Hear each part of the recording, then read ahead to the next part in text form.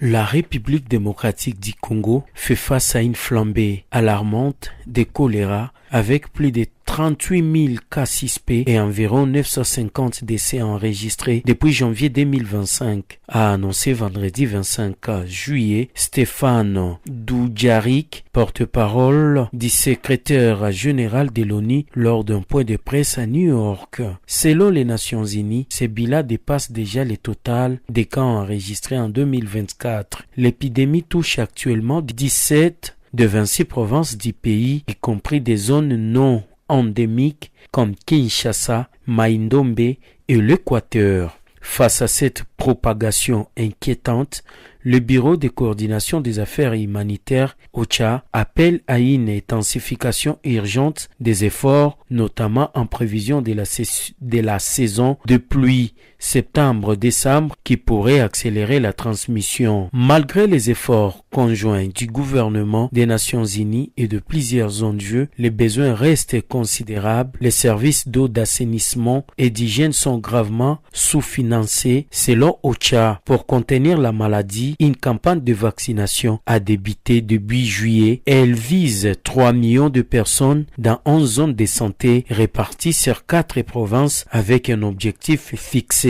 fin juillet. En soutien à cette riposte, le Fonds central d'intervention d'urgence des Nations Unies, CERF en sigle, a débloqué 750 000 $ supplémentaires pour des interventions à Kinshasa où plus de 1500 cas suspects et 120 décès ont été signalés depuis mi-avril. Il s'agit de la 3e allocation du CERF en RDC cette année. Après celle du Nord Kivu en mars, puis du Maniema et de la Chopo en mai. Les humanitaires tirent la sonnette d'alarme. Sans financement additionnel immédiat, les efforts de riposte risquent d'être insuffisants. Ils appellent à un soutien accru pour renforcer les capacités sanitaires et combler les lacunes critiques dans les services de base essentiels pour éradiquer l'épidémie.